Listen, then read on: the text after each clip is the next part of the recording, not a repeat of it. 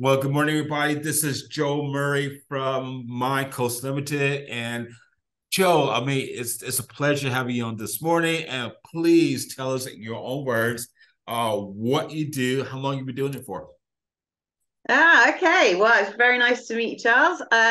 So I set up a company called My Coast Limited back in 2020. The story behind it was technically I'm a chartered accountant by trade, Mhm. and I moved back home to Cornwall in 2019.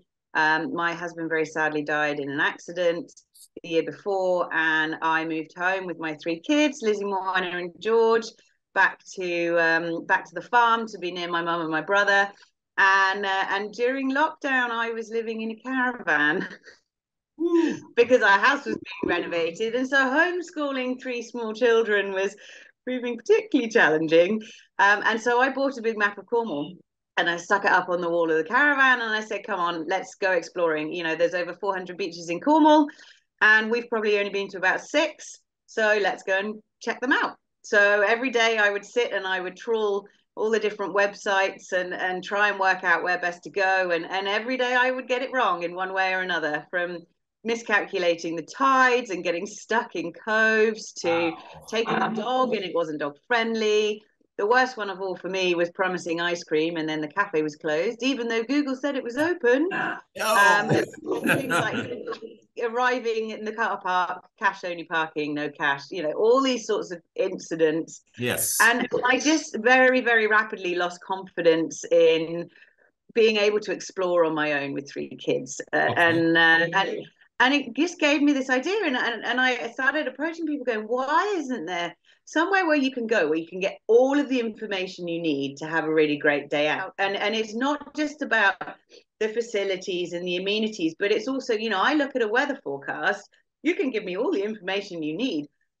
I can't interpret that into, so is it safe for my kids?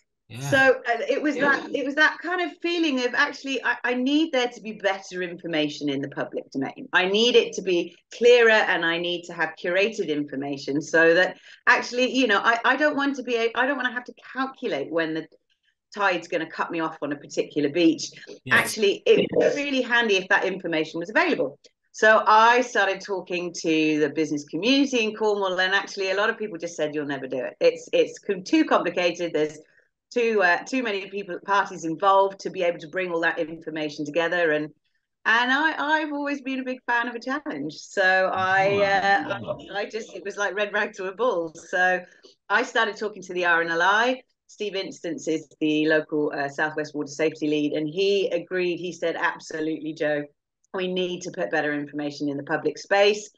And working with them and with the Met Office and the University of Plymouth, they have a forecast which is not only an hourly forecast for that day, but it also has this really amazing bit of technology that can forecast the strength of the currents. So we are working with them. We also got Southwest Water involved, who are giving us their Beach Live, or now their Water Fit feed Mhm. for the storm surges. And working with the likes of, we've been working with OneWeb and BT to sort and see if we can boost connectivity across the coastline so that people can actually call for help. And so all of this is being joined together into an app called My Coast. So now every morning I can sit and I can open up the app and I can find a suitable beach. So I can say to it, okay, today I want to take my children paddleboarding, and I want to, there needs to be a cafe, there needs to be toilets. I want, to make sure that there's good parking. And what it will do is it will take the weather forecast into account, and the RNLI have set parameters around the forecast. So, for example, if it's an offshore wind and the swell is above a particular height, or the strength of the wind is a particular strength, then it will automatically say on the app, do not take inflatables into the water. Wow. So when I'm in that I want to go paddleboarding today, and where are the best places to go, it will take all of that curated information and it will spit out the places that are best to go. And if it's not safe, that's the most important thing. Obviously, this app is not going to tell you when it is safe. That Yes. would be ridiculous. but it's definitely 100% going to tell you when it's not safe. And so if I decide today, oh, let's go to Perranporth, and I click on it, it will tell me if it is not safe. Wow. And so when we started looking into developing this and the best options for how to do it, the advice I was given was actually, if you just create a safety app, then people really aren't going to want to download it, because if you say to someone, it's not, as it says on our video, it's not very sexy safety, and if you just have those conditions on there, that's not really very helpful. Actually, my idea was very much around having all of the information. So the app has 3 sections. So it's got the conditions and the safety information. It will tell you when a particular cove's going to get cut off. It will tell you the height of the tides, and it curates that information for you. But more importantly as well, it gives you all of the facilities information. It gives you the dog walking rules. It gives you the I've done these walkthrough videos with a GoPro camera from the car park to the beach. Wow. So it's a 360 video, so you can sit at home and just see that route. Because actually, as a mum, that's really, really important to be able to just sit and go, okay, all right, I can get the pushchair down there. That's good. I can do this. And you've got my dulcet tones on the top going, there's the ice cream shop, and that's where the RNLI lifeguard hut is, and there's a defibrillator on that, and there's also a Coastguard phone, so if you can't get reception, because we're in Portsmouth and there's no reception, it's all those things of just giving people the freedom to explore and have the best day out. The other section we've got is obviously the amenities. So the amenities, we're splitting it into sections, obviously food and drink and shopping and equipment hire. So actually it showcases all of the businesses in the area, and businesses will be able to sign up to sponsor a beach or be a featured business at the same time. So it's very much a community project of being able to showcase. So now if you come to Cornwall, we're hopefully very, very soon launching right across Cornwall on all 60 RNLI lifeguarded beaches. And that's what we're working on, hell for leather at the minute. And so actually, eventually, once we've got a lot of development and a lot of testing to do, but eventually, we'll be able to say how busy beaches are, how busy the car parks are, how busy the area is, and spread people out. Because actually we don't need 25,000 people on Perranporth Beach each day in the summer. It's dangerous for everyone. It's less enjoyable. If we can say to those people, look, instead of going to Perranporth today, why don't you go here, here, or here? And you spread out their economic benefit. There's less queues, there's less traffic. So it's very much a project for Cornwall. And the further we get down with the development, we've got so many things we want to do. I could talk for hours on all of the things that we want to do. We're developing a push notification system that you can actually geofence these pushes to like a meter. So we're testing it with the RNLI so they can send push notifications to people on the beach if there's been an accident. And the fire and rescue service are keen to use it for if there's like a controlled gorse burn on Bodmin Moor, we can send a geofence push so that if you drive past it, it just says, please don't call 999. It's a controlled burn, to try and alleviate the pressure. I love being Cornish. I'm so proud to be Cornish, but it is hard. In the summer, it's really, really hard. But it's heaving, and all of the best places that you think might possibly be quiet aren't. And so actually this is yes, okay, it's for the tourists and it's very much an invaluable tool for them, but this really is for the locals to be able to communicate with them and give them this information on busyness and the safety information on what's happening on the coast. And I've hooked up with Airbus. We're really keen to try and see if we can use Earth observation for monitoring coastal erosion, so that not only we can tell the council when there's been a slip, but at the same time we can tell the general public that there's been a slip.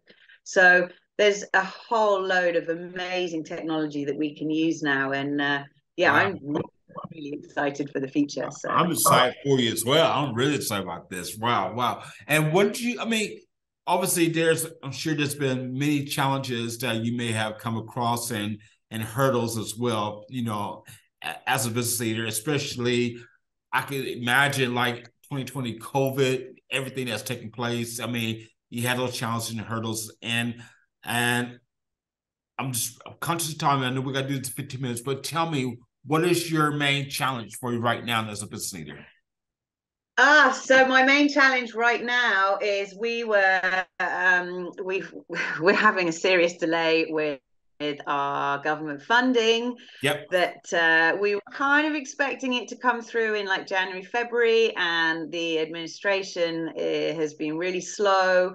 Okay. And we've now been told we won't find out until the beginning of June. So Wow. funding has always been the main issue, and we, don't get me wrong, I've been so lucky. All of our stakeholders have done provided information for free, mapped hazards. The RNLI have done a lot of work for us for free, and so we've been really really grateful to everyone for providing their data and everything. But the funding side of things, you can't build a platform like this without having funding behind it. And That's right. that's the major issue for us, is that we're pretty much ready to launch, but we have to wait until we can get this government funding sorted, which is such a massive frustration because people die. Every year in Cornwall, at least 15 people die on the coastline, and Yeah. I just, we made it abundantly clear at the beginning of, when we were pre-approved for this project, that we needed to get it up and running as soon as possible to make sure that we could make sure that anyone who comes down here, and the locals as well, could have that curated information. And yeah, it's frustrating when things are held up by paperwork. So Yes, yes, that's true. And I was gonna say, with that being said, I mean, because you got to be patient, obviously, and especially wait for funding. And so with that being said, I mean, what have you learned about yourself as a business leader since you've been doing this? I mean, yeah, I'd like to know that. I yeah, I must admit, actually, I was taken to Australia with the Department for Business and Trade and the UK Space Agency on a UK delegation back in February. And for the last kind of 2.5 years, I really have put my heart and soul into this. And as a single mom with 3 kids, I've been working ridiculous hours into the evening. And I went to Australia. It was an incredible trip, and I got so much out of it. But I got back, and I really did. I was very unwell.